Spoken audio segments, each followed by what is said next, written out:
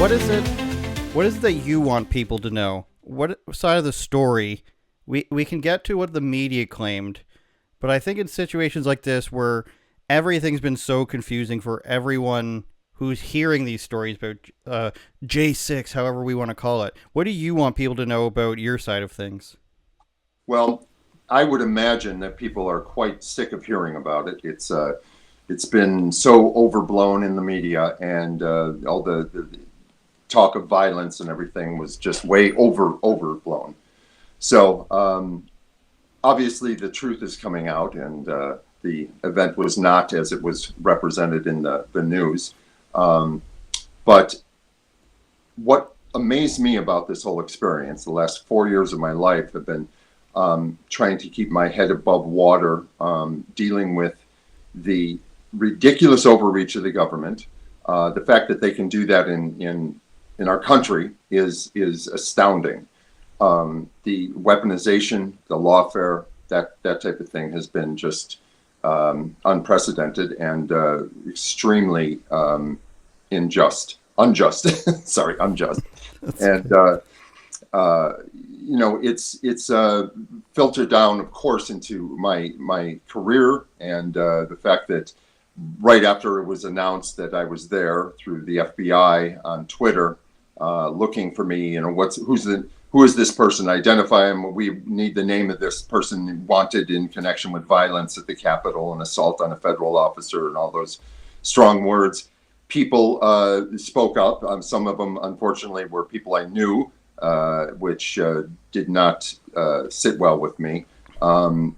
Just basically ratting you out and that type of thing without having any actual evidence on, to believe that I have done any of these things that they were charging me with or were going to charge me with. They were more than happy to roll over, and the whole industry followed suit, and they blacklisted me, and I haven't worked since that day 4 years ago. And it's been very tough on my family, and a lot of J6ers have experienced the same thing and worse.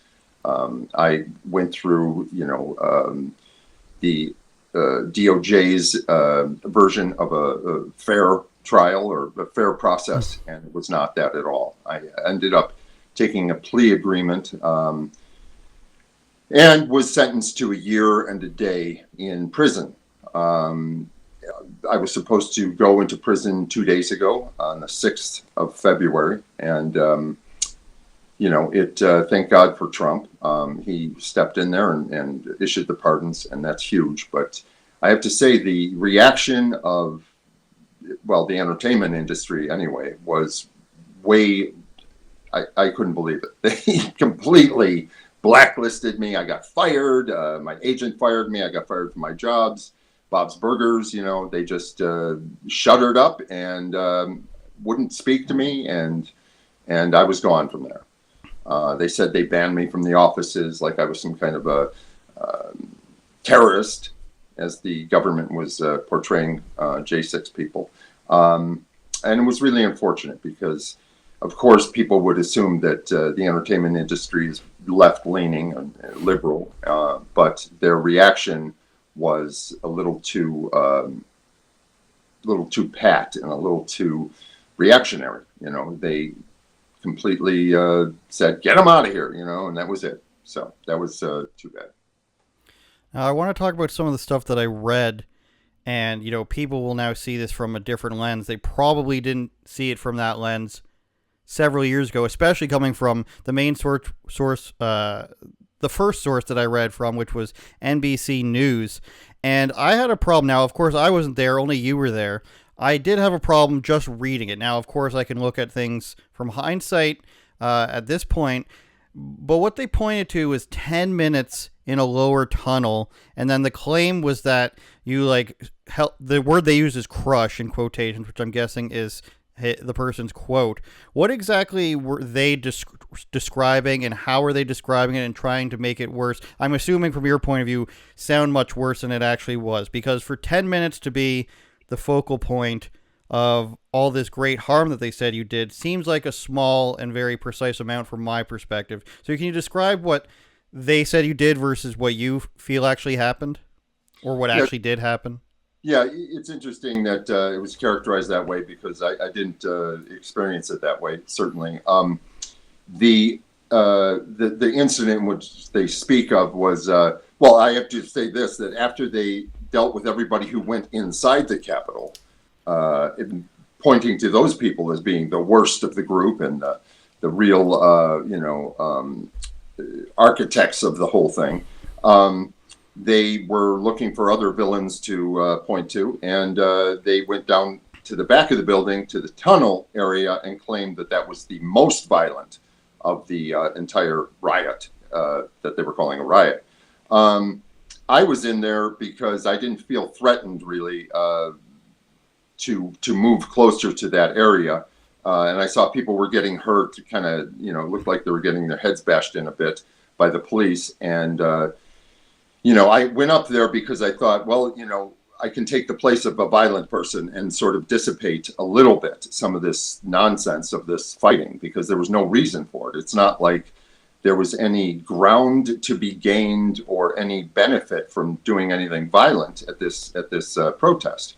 So I went near that area, and then when I was up there, it was kind of dissipating a little bit, and then it started getting crowded again, and the crowd pushed in, and there were some agitators behind us that were yelling heave ho and pushing, and I would say like about half the people in that tunnel area were not interested in being there when that push came and wanted to get out, and people were screaming. I could hear a woman crying and yelling near me. I could also hear the officer about 4 feet away who was getting crushed on a door frame, his screams, and people were saying, stop, quit pushing, back up, they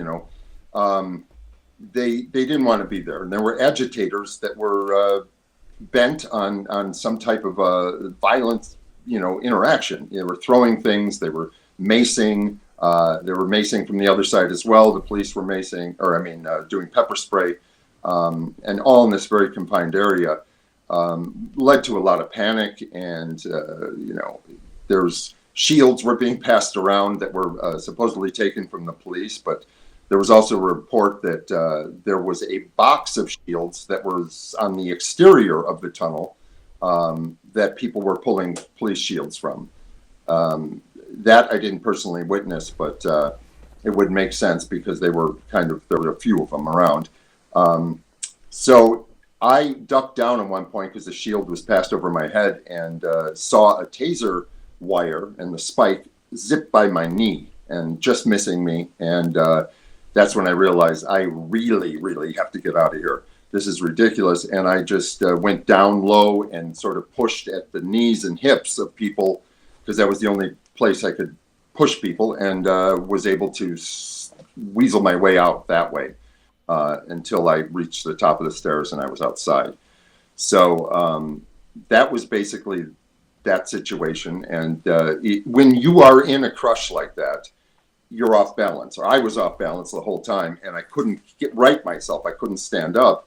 So my hands were on the person in front of me in order to push myself up, which of course on video looks like I'm pushing. So it was difficult to even suggest there was any other way to look at that. But I eventually had to escape from there. Now, they mention in what they claim to be the story is they go out of their way. I think they probably had to mention that you were helping people. You were helping people that had been pepper sprayed, helping them wash out their eyes. Is there anything in what they claimed? Because people are going to say, Andrew's a biased interviewer. He doesn't believe it from the onset, whatever they want to say, the same way they would say something if somebody was being interviewed on The View or something. Is there anything, if you're being super generous, you can say that you felt you did wrong?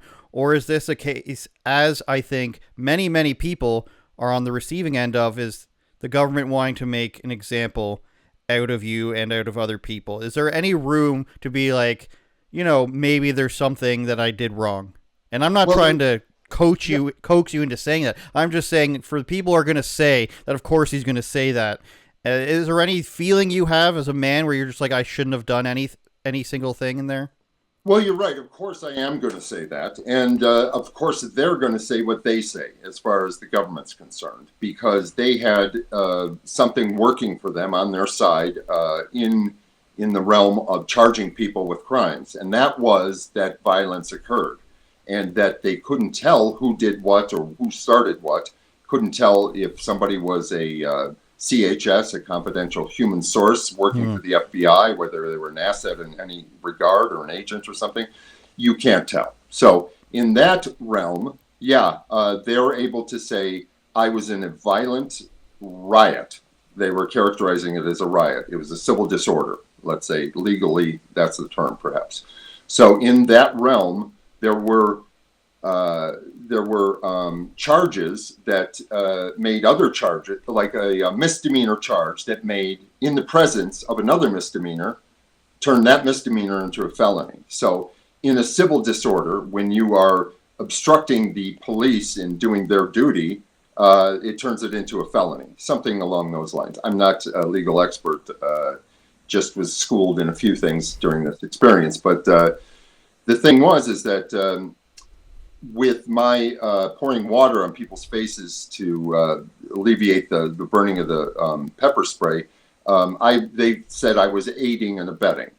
So you have to then go, okay, well, that means you're aiding and abetting someone who did something wrong. So that's the problem with it, right? That's the crime.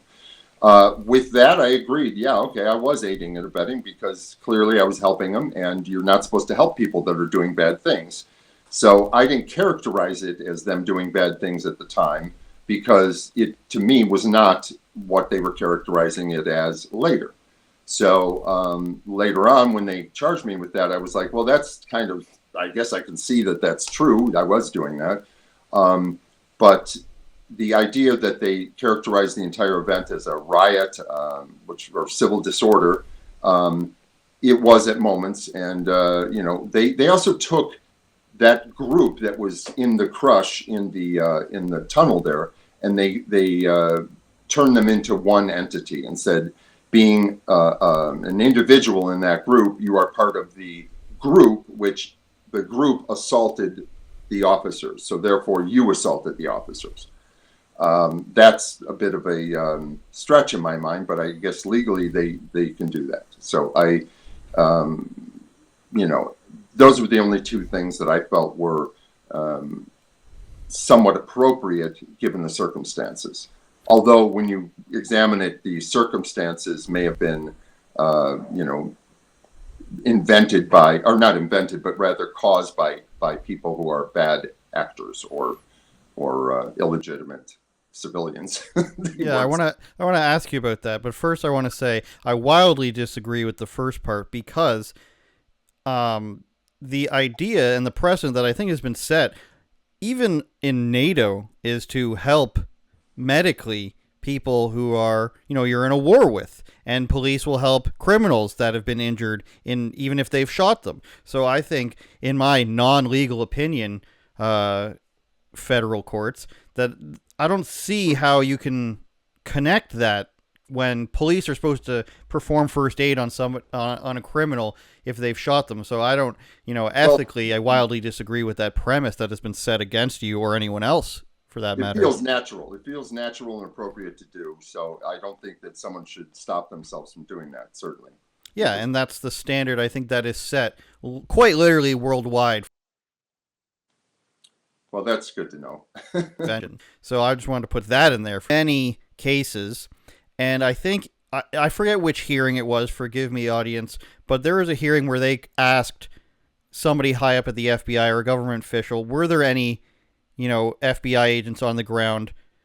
Somebody had a number, I think about 300 or 139, something like that. I know I'm putting a wide scope on things, but is there anything that you saw that would say that person seems out of the ordinary, that was probably a person working with the government? Now, I'd like to preface with this, though. People who worked in the Proud Boys were caught working with the government. People that worked in these other groups were caught being agents of the government. Like, this is known stuff here. The leader of the Proud Boys was a former FBI informant. I've covered that before. The Oath Keepers, that stuff was on video.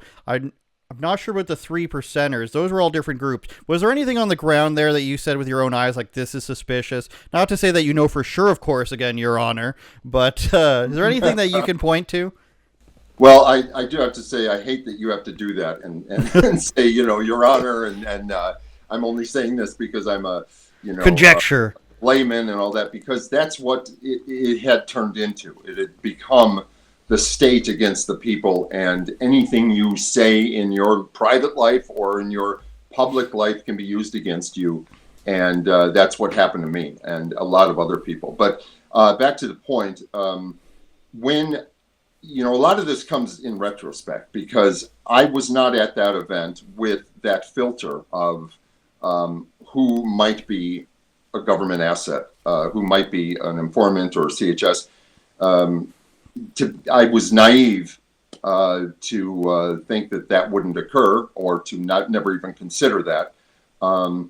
In retrospect, though, I was standing outside that tunnel area and next to a couple of people that I didn't know, and I was just chatting with them as we were watching the violence happen in front of us, or at least some yelling and that type of thing. And we're watching that, and a guy comes up to us who just like kind of rushed up to us and said, "Oh my God, did you hear? Inside, a 17-year-old girl inside the Capitol, a 17-year-old girl was in there, and the cops shot her in the back of the neck or something, and she's bleeding, and I think she's dead." And then he moved on to the people next to us, and I thought that was odd the way it was presented to us. But in retrospect, I feel like that was a part of a tool for to disrupt the crowd, to get people agitated, to scare people, and cause what became mayhem at some points. So that type of behavior was very suspect in retrospect. But at the time, I thought, "Oh, that's terrible," And turns out he was talking about Ashley Babbitt, and all the particulars were incorrect, but they were still being put forward in a panic towards us. So that was one instance. And then also when I few minutes earlier, I guess, when I was down in a lower part of the back, I was standing next to some guys that started arguing, some protesters. One guy was yelling at the police, and then another protester came up to him and started yelling at him, and then they were yelling back and forth at each other right in front of me. And I was thinking, why are these two protesters fighting? Why is this guy with the big mouth yelling at this guy? And then this other dude steps in, and who turns out to be Ray Epps, who later was pinpointed as a possible government employee. I believe he is totally. But he came in there and was like, "Oh, come on, guys," telling them, to shut up or something, or to stop fighting. And then the tear gas gets launched into the crowd, and we're overcome with the tear gas. And I've never experienced anything like that. So you're immediately like, you can't even breathe. And so I, turned on my heels and started running away. And I could hear Ray Epps in the background say, "Breathe it in, you pussies. We did this in boot camp. Come on, you pussies." And I thought, wow, what a bold assertion. He's staying there in the tear gas and yelling at people. And I thought, well, he seems like an ex-Marine or something. I have no idea, but I thought that was kind of funny. And then later, when he was pointed out as being an agitator, it made sense. So, yes, and I was in the military, and there was only one guy who could stand being tear gassed, and they said every so often there's one person who doesn't feel the effects of it, whether it's from drug use or alcohol or something. I'm not saying that's what he did, but really, I don't think a normal person would know to stay or how tolerable they are to tear gas if they hadn't experienced it before. All other people has run away from the cloud of smoke.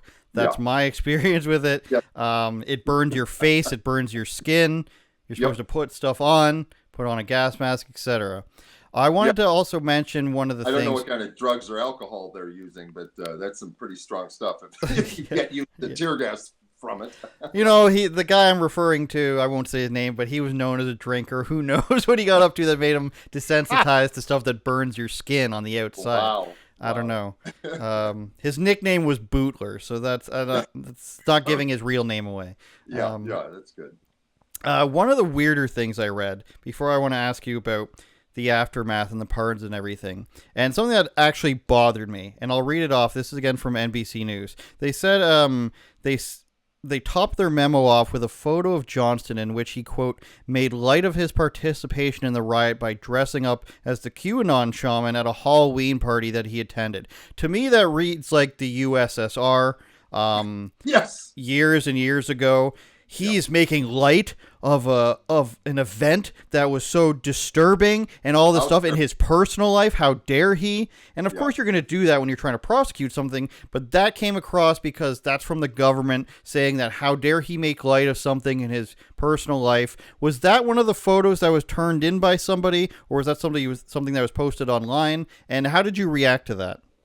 Well, I would it was unfortunate, and I was kind of shocked because when the sentencing memorandum was released to be looked at in court, and they had copies of it in court for the hearing where I was to be sentenced, they brought it out, and on the first page was a picture of me from that Halloween party 2 years prior, where I was dressed as the QAnon shaman with the furry hat and the horns and the face paint. And I was at this party, and I was I was holding a beer, and I was laughing. Now that picture was taken at a private party, and it was snuck by, or sneaked, whatever you say, by a person who was at the party, and I had no knowledge of that picture, nor would I have allowed it if I had seen it being attempted, because I knew that there was some sensitivity to that type of thing. But he took that picture and he sold it to the Hollywood Reporter, which I'm sure was his intent to begin with, and that's not very nice. So he probably made some money there, and then it ended up in the hands of the prosecutors, and they pointed to it as he's not taking this seriously, he's making light of it, and we think the sentence should reflect that. Then they also pointed to a video that they played in court, which was a video of me actually in that same position that I was in when that guy ran up and told us that information, talking to these guys next to me whom I didn't know. We saw in the tunnel entrance, you could see this huge 2-story, like people were crowd surfing, like the 2x4 or a sign or stick or something up to the front, in essence to use to battle the police. So at one point, a huge 2-story ladder was being crowd surfed up to that entrance, and it was a small area, that vestibule area, the tunnel, and I saw that coming, and I thought, my God, what the hell is this? And as a joke, I said, finally we're going to get those light bulbs fixed, because whatever. And it went in the tunnel and came right out just seconds later. Like, well, this is too big, guys. We can't use this.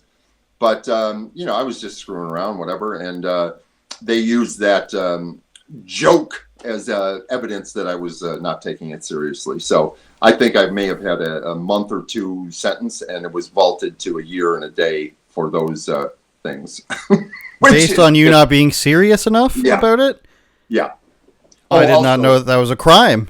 Yeah, exactly. And it's a very Stasi, Gestapo-y type of feel to it, because it was a private party after all, and basically, who gives a shit if you make a joke that's, it doesn't matter, and it's ridiculous that they made it such a crime, a thought crime or whatever. Yeah. But that's how I read it as well. Yeah, that it just seemed very creepy, like those movies where you watch where they're whispering at the train station that the soldiers are coming, and so you don't say anything out loud. How did you learn about the fact that your pardon was coming? Did you learn with the general public like everybody else? I know they had talked about it, and was it the idea that like when they announced Trump was going to definitely pardon all non-violent offenders, did you think that included you, or did you have to wait to see if they were going to go through every single person, and then eventually they just decided everyone, right? Yeah, and I guess I would have to say that my knowledge of that was totally unclear. I mean, I was following rumors just like everybody else, I assume. There it went back and forth from a blanket pardon to only certain people, nonviolent offenders, this and that. And when the nonviolent thing came around, I thought, well, gee, that doesn't necessarily mean me, because they were pushing that that violence was, I guess, part of the court record, or that I committed violence, Mm-hmm. even though I didn't have a charge directly, associated with that.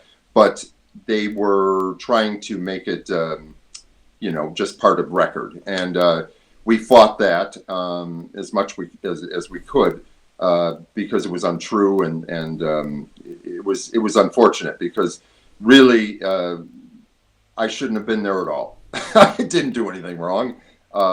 In the context of what occurred, um, the most you could say, I think, would be that I touched a police shield. Didn't use the police shield. I didn't intend to touch it, nor did I ask for it. It was just kind of put in my hands. So, the characterizations were off to begin with of my actions, and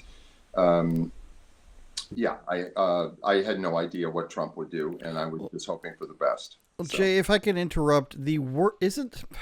I read the wording of it and I see the way you're saying it, and they say things like participating in, you know, I don't know if they use the word adjacent, but it's basically like that, and was there with the heave ho and everything.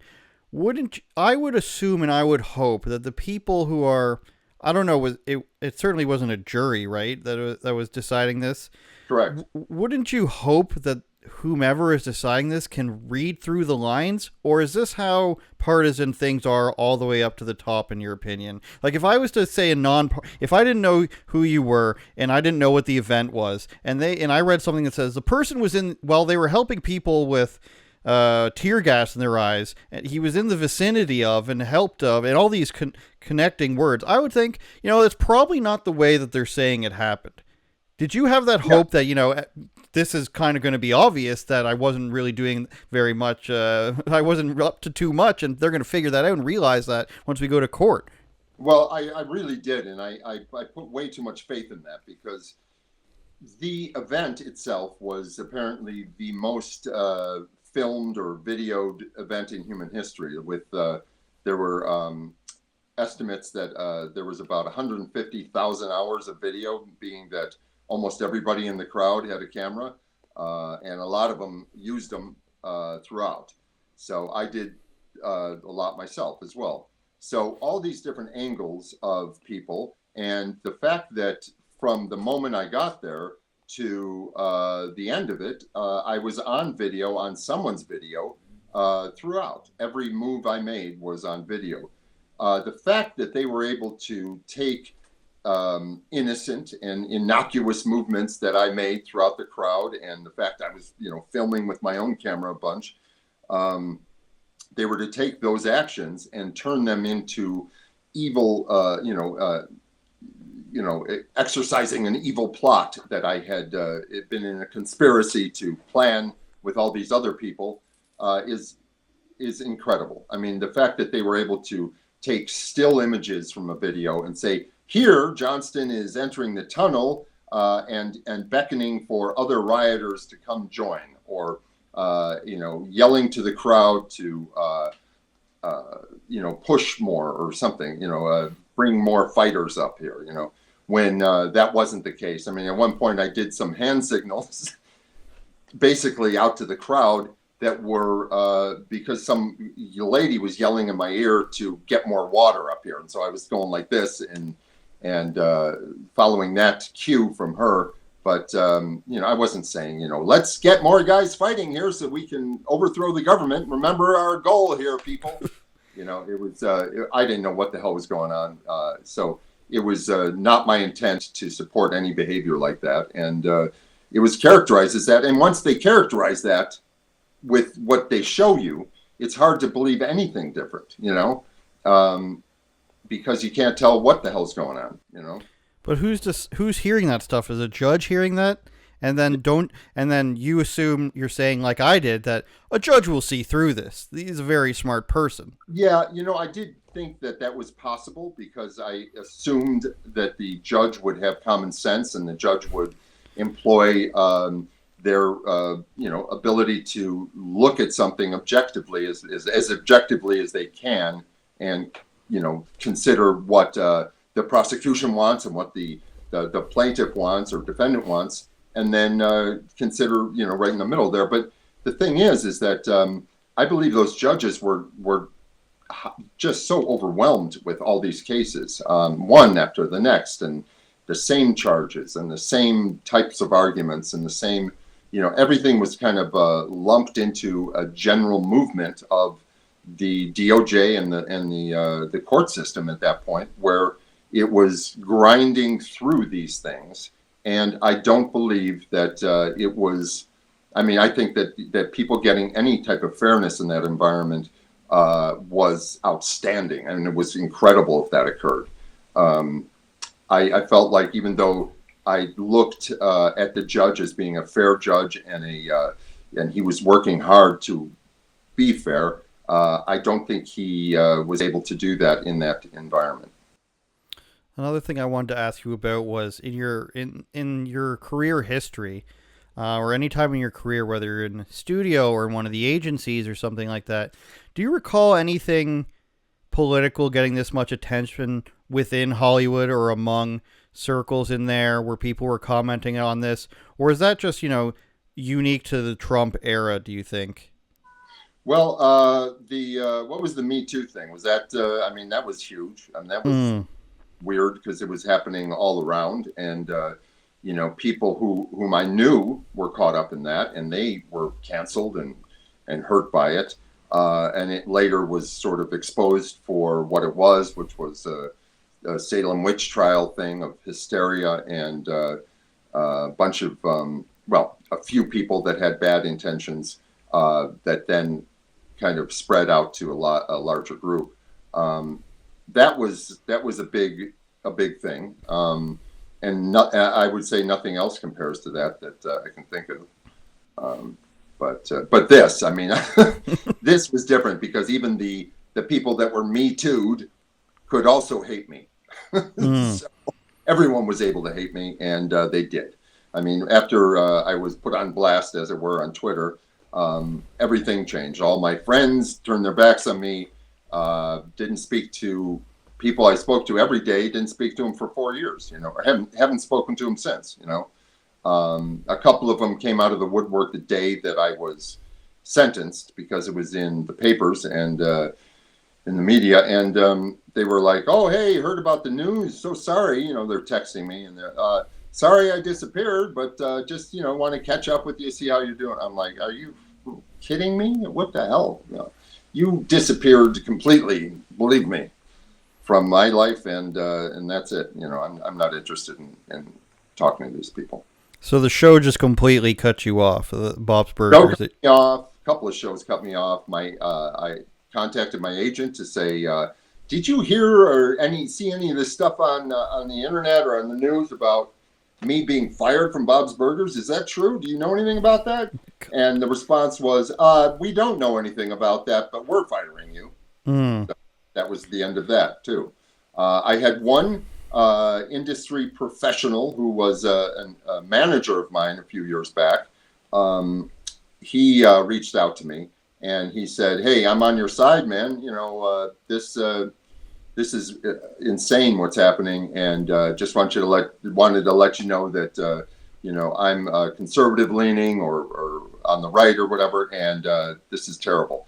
Anything I can do, let me know." And then later on, when I was thinking, I should call that guy and see if he can help me out with getting back into this or that or whatever, I thought, no, I don't want to do that, because if it gets out that I've contacted him or have any dealings with him, that may affect him negatively.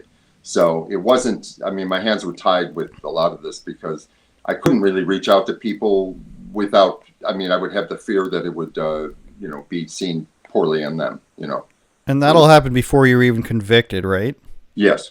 Yeah. Okay. Yeah, that makes me think of of Rick and Morty, how they fired that guy before the trial even happened as well, Yeah, which is another great cartoon, it's which is just now ruined.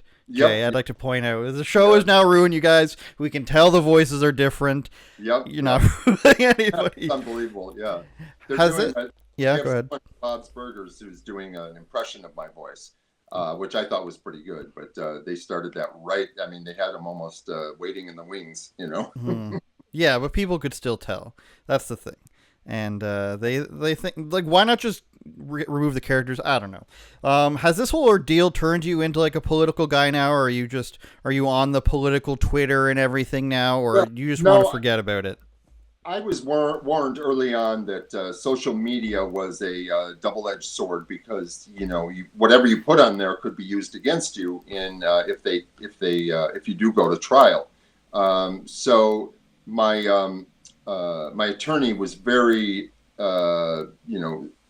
very adamant about not speaking to media and not doing social media and don't let anything out because they'll use against you, which I thought I didn't, but that costume was a huge thing.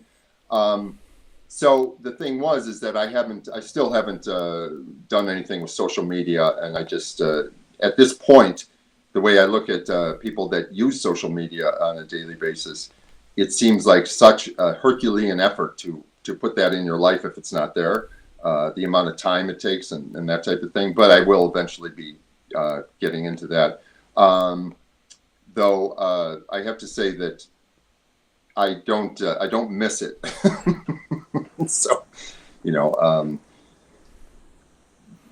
Does this make you want to like read about politics every day? oh, politically, yeah, you Yeah. asked.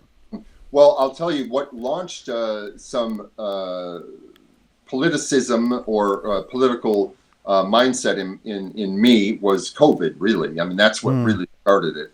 The the lockdowns and all that stuff, and watching people lose their businesses, and I wasn't able to work as well as everyone else. I mean, everyone knows that. That was just ridiculous. I mean, that was just nonsense. And for this to happen towards, like in the middle of or towards the end of COVID, the Capitol, you know, there was a sense that when you went to the Capitol, like wear your mask the whole time so they can't identify you. It's like, what are you talking about? I'm not even doing anything wrong here. And I didn't have my mask on the whole time because I was like, finally, I don't have to wear my mask amongst these people.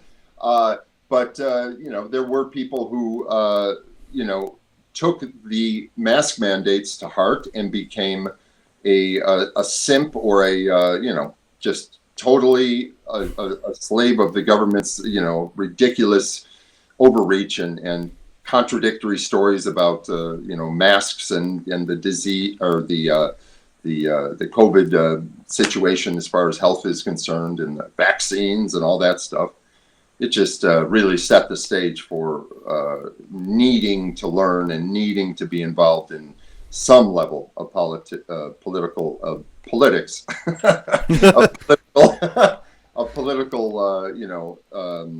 some type of impact. Not to say that led to let's riot, because that was not the intent. He was what's the word? He was radicalized. Yes, radicalized. Exactly. We have Trump's first election, COVID, the wars, and I think the tariffs were the latest thing. You're a smart guy. What is that where, something will happen, a huge worldwide event, we'll find out a bunch of it, what was claimed about it was untrue, and then the people tell us, the media, whomever you want to, the powers that be, tell us a new thing. Everybody believes it. And then it happens over and over again. There's still a very distinct, and I would say 10 to 15% of people who believe the next thing every time as it is portrayed by the system, let's say. What exactly is that? Why does that still happen? I mean, I'll say right now, my parents are those people. That something will happen and they'll forget the last 10 years. They'll say, oh, Justin Trudeau, Joe Biden, they're just doing the best they can, or something happens. And I'm like, oh, something happens. Well, why is it that... Why do people are still going along with things so easily? I think because I personally think, apart from the mass formation psychosis that was brought, a term that was brought into consciousness recently, that really made a lot of connections with the COVID situation of why people would do these things, why they would listen to what were found to be lies and then listen to that same source and believe it.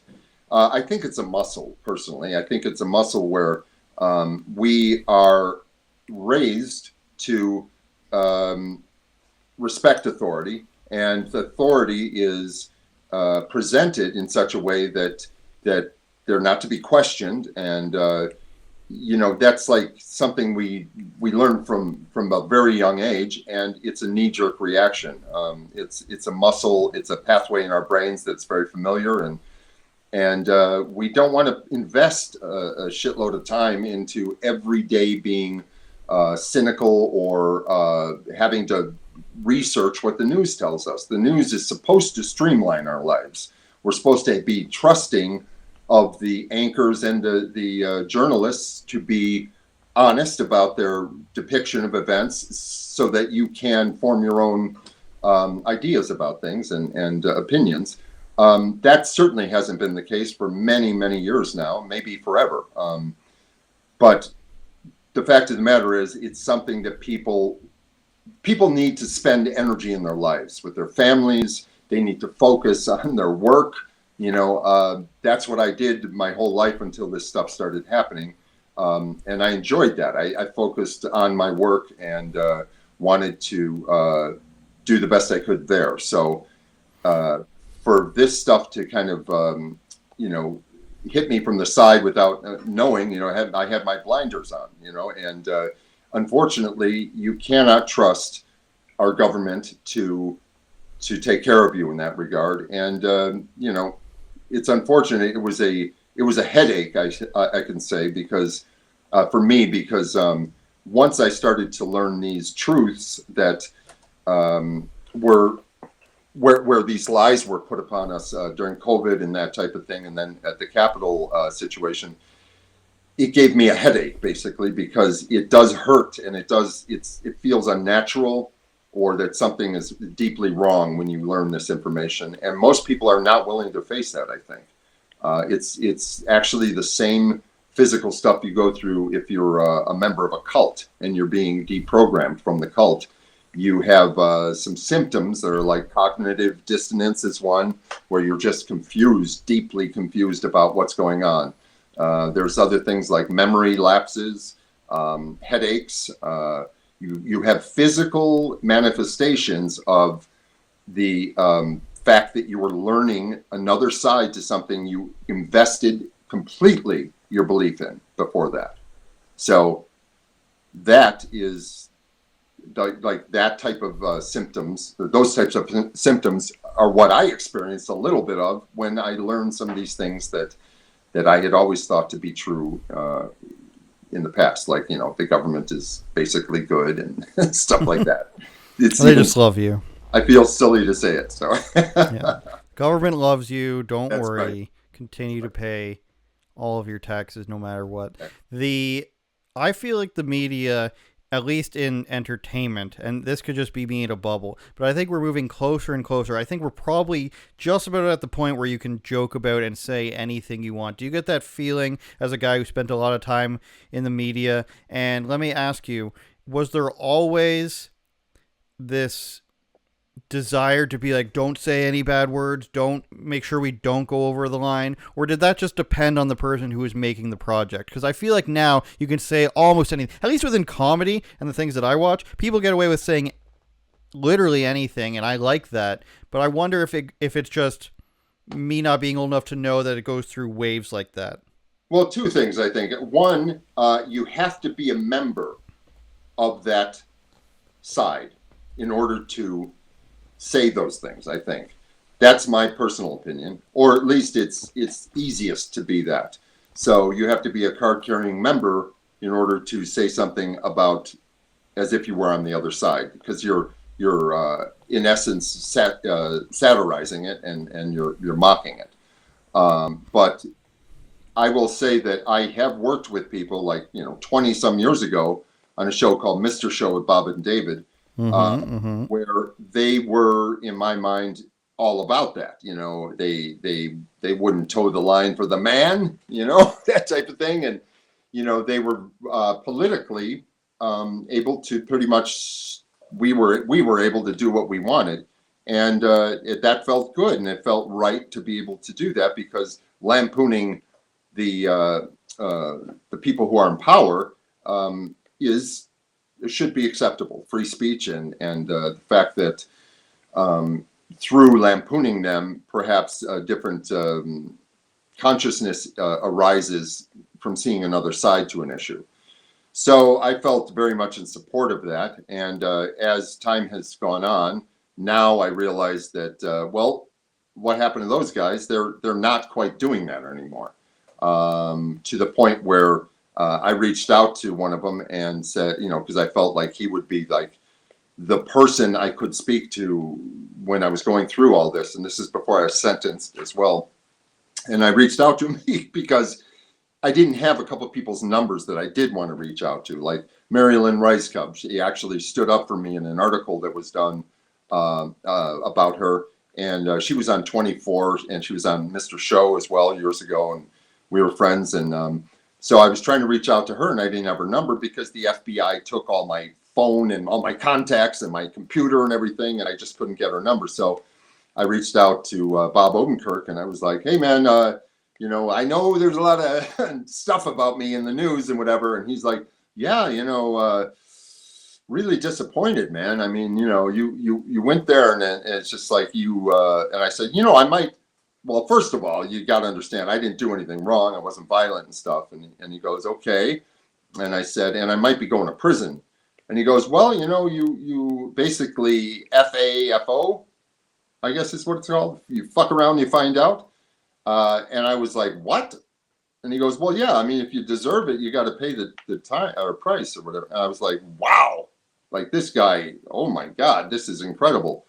And he's like, I was worried for my family and stuff. And I just couldn't believe he was saying that to me, because he had bought it hook, line, and sinker from the same outlets that he was making fun of years ago. And I understand he's got a family and stuff. I mean, I know him. And I don't ask him to put his head on or neck on the chopping block for me. But speaking to me personally and saying that stuff was just incredible to me. But they've captured everyone, it seems. That's a wild thing. He was afraid for his family for talking to you? Is that what he's saying? Well, no. If he worked with you? And he was watching it on the news originally. Oh. He was afraid for his family. And I said, well, yeah, but I mean, there were people there that did things, but I didn't do them. And they're characterizing me as such, but that's not true.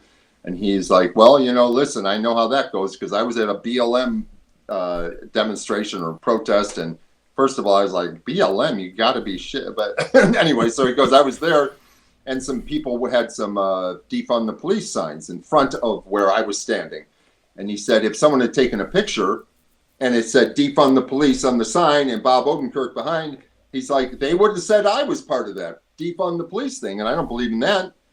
And I was like, oh, okay, but, like my career's over. My family's in jeopardy. I'm in jeopardy. I may be going to prison. It's a touch different, and what the hell were you doing at that fucking event anyway, So, it's like he, of course, was not going to hear any of that, but he also, just was sort of trying to make it as if it was a matter-of-fact, obvious conclusion that, well, you try and overthrow the government, then you should go to jail. I'm like, would you please look at what you're saying? I mean, we didn't try and overthrow the government, nor would it be possible. I mean, what the hell? Also, it was like, as the news characterized it, I understand people could have been thinking it was a very violent event because it was wall-to-wall action. That's all they showed was one fight, another fight, and wall-to-wall. They didn't see people standing around going, USA, or, Biden's a jerk, or whatever we were saying. That was not interesting. And so they would rather show fighting. But it was pretty surprising. Yeah, people are going to be disappointed to hear that about old Saul there. No, that's unfortunate. Ridiculous. It's just silly. And, hopefully people will come around. I mean, I've heard other comics, bringing me up on stage, and not bringing me up personally, but mentioning me, or mentioning that they're disappointed, and it's such a What terrible thing comedians? captured. Pardon me? Which comedians? Well, I guess Cross said some stuff and was near tears about how disappointing it is that I'm Is not. that David Cross? Sorry. Yeah, yeah, And he's oh man. yeah, You know what? They've just come so silly. far, and these are adult men, and it's just I hard know for me it's to embarrassing. hear that. It's embarrassing. And also, they did a Mr. Show reunion about a week ago, 31st of January, at a theater in Los Angeles, and they brought someone else in, maybe to do parts or something that I would normally do, or they didn't mention me. And I wanted to go there and do an insurrection of the show, but I would be sitting in jail probably right now if I. I like the justification though for that. If you have to think on the other hand, it all on the other side. It all comes from not wanting to appear as being mean. That's what I have concluded. It's a big arc for my podcast. Is a lot of the stuff governing our society is not wanting to be mean. We can't appear to be mean. It would be mean if we brought him on stage here. So that, but it's okay how they treat you. That's the juxtaposition I find. Is there anybody else that you reached out to that you were really surprised that at their response? Well, I'll tell you, after reaching out to Bob, I had no desire to reach out to anyone else because I was crestfallen. I mean, I really, there are some guys that, producer I worked with for years, who just basically watched me get torn to shreds by the wolves. There was also a guy who did a successful show that I believe was behind employing some minions of his to be the first two people whose names were shared as fellow actors, friends of mine, who said, "Oh yeah, he was there. He told me, and yeah, we worked on this together, and yeah, he's a Trumper and all this." I barely know these people, and they were like, "Oh, we're close friends," and they were both enlisted by this guy to just step forward and because he didn't want to get his name sullied, of course.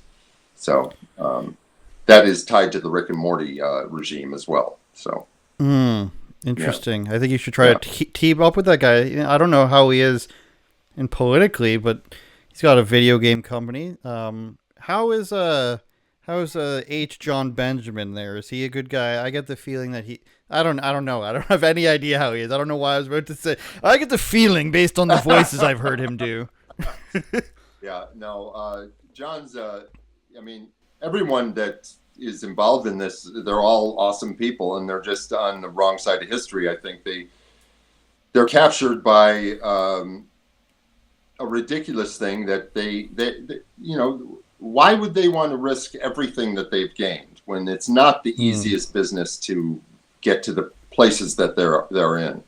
I don't want I have no ill will towards these people who sold me out, or think that I'm a clown for or a very alt-right person or whatever, which they have no reason to believe that, except for all the media coverage. I mean, if they believe that to be truthful, then of course they are believing the truth in their own minds. But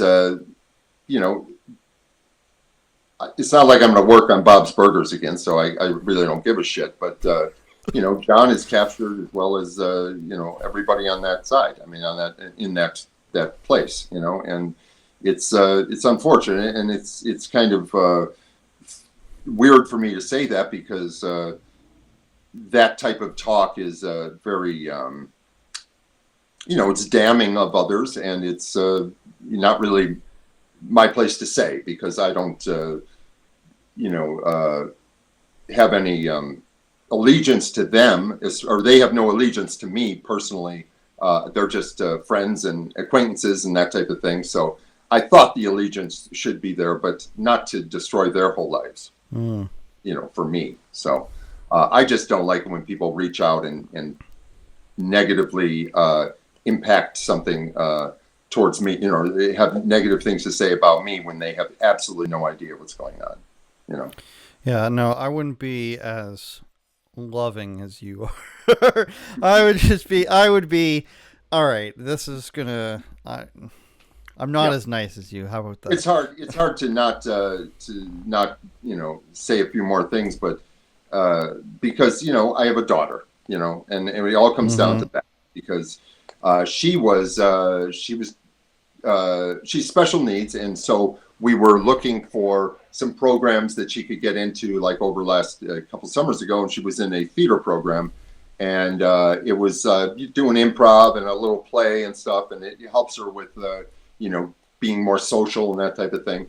And a few weeks into it, got a call from the director of the program, and he said, "I'm sorry, but your family's not welcome here anymore because we're being funded by the Koch brothers, and some other parents recognized you and said, we're not going to, they told them, and they said that we have to ask you to leave because they're going to cut our funding if Jay Johnston is here, his family." Horrible. So we had to leave, and that was really rough, and then looking for some schools for her.